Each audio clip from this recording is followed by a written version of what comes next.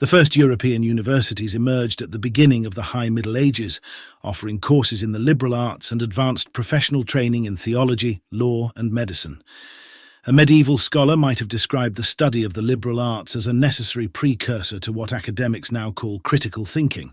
But it could be argued then, as now, that a university education was the best way to get a good job. And we might consider critical thinking as merely another name for indoctrination. In fact, the word for most advanced university degrees, a doctorate, shares the same origins as the word indoctrination. In this presentation, we'll examine the reasons why we go to university, and whether, as the higher education industry claims, a college education actually increases what some people call human capital, and thereby productivity. When Europeans eventually reached the Americas, they took the land in the name of God for their kings in accordance with the doctrine of discovery. Once again, indoctrination was clearly in evidence.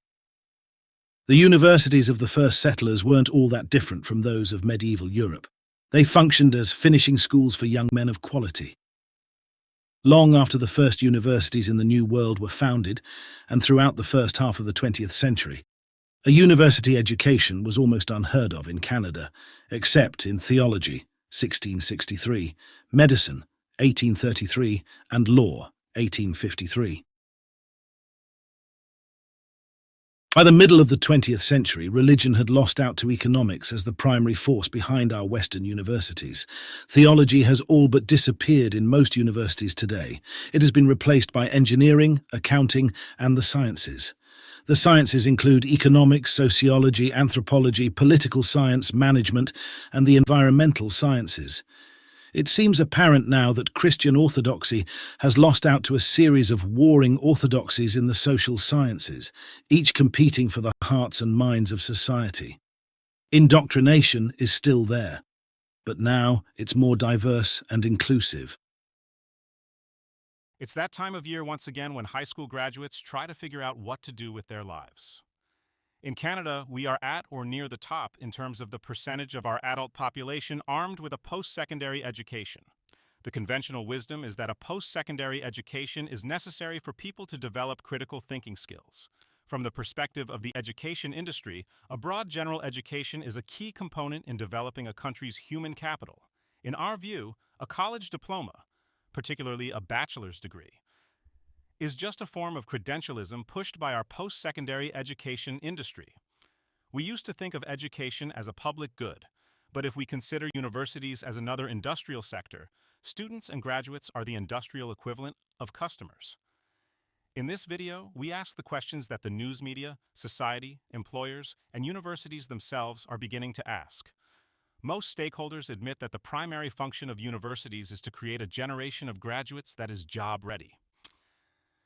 The notion of creating a new generation of Canadians with better critical thinking abilities may be nice to have, but it sounds more like wishful thinking. A recent video, September 2024, posted on CBC News website asked the question, is a university degree still worth it?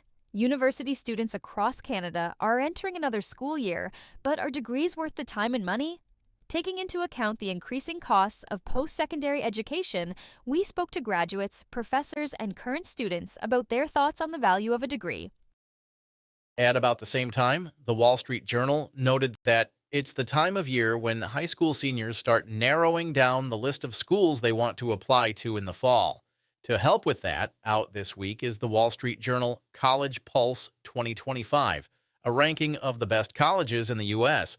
The ranking of 500 schools measures how well each college sets graduates up for financial success, how much a school improves students' chances of graduating and their future earnings, and balancing these outcomes with feedback from students on college life. 5 years ago, the Harvard Business Review published an article laying out 6 reasons why higher education needs to be disrupted. On the surface, universities are a nice idea. You go in, pick a subject you like, learn from the experts, and leave being job and future ready.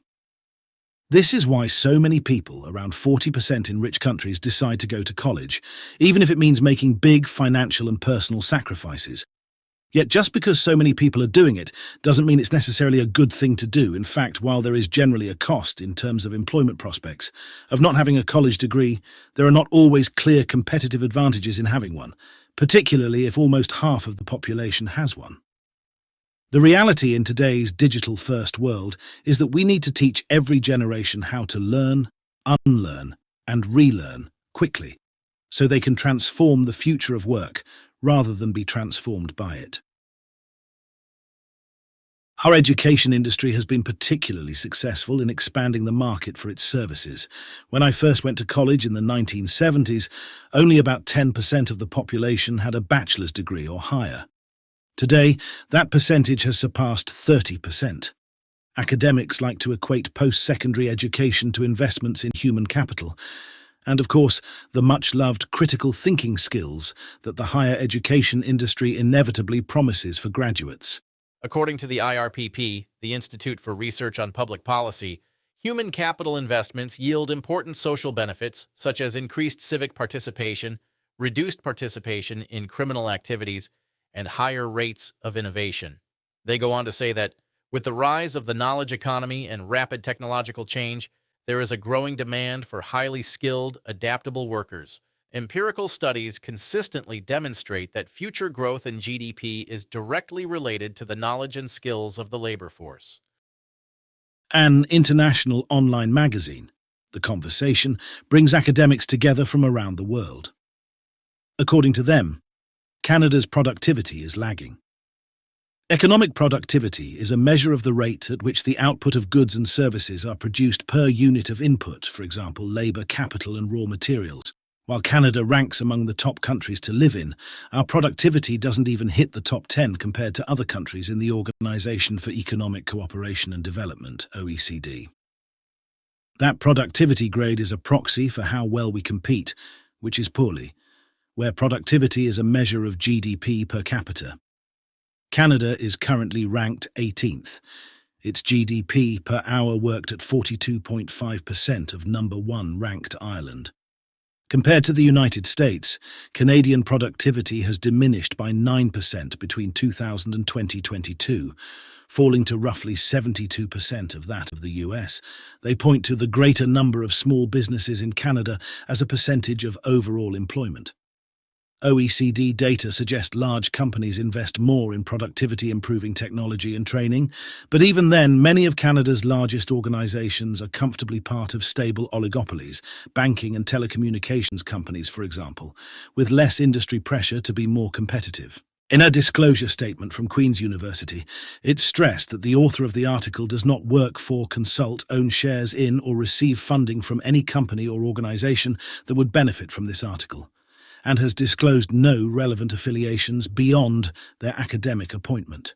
But surely the author's affiliation with Queen's University is clear evidence of a vested interest in promoting productivity-improving technology and training, which sounds a lot like getting students job-ready. Concepts like human capital and GDP can be used to prove just about anything. If we plot the number of years of schooling for each of the countries that make up the G7, Canada and Japan lead the way.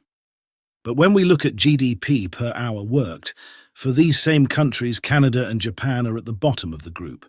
You could make a pretty good case for stating that higher education may itself be causing Canada's lagging productivity. Just a quick note about the data. The educational data was sourced from the OECD, while the GDP per hour worked was taken from Microsoft's Copilot AI service. We accepted those results since they aligned closely with earlier OECD data. We then took the liberty of multiplying the number of years of education from each country by 5 times. In that way, the scales were similar, which highlighted the almost perfect inverse relationship between the two data sets. In fact, if you look at the most productive countries in the world, Ireland and Norway dominate by an enormous margin.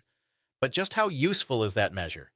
Ireland is home to Microsoft's head office, and Norway derives fully 20% of its GDP from North Sea oil. There are pretty clearly artifacts in the way that GDP is measured that have an enormous impact on productivity in both Ireland and Norway. If instead you look at total factor productivity and ignore the oil industry, one recent Canadian study showed that Canada's productivity is actually higher than that in the US. So, what's up with that? Do we need to disrupt the business models of our higher education industry? Is it time to consider innovative ways to increase the productivity of our education itself?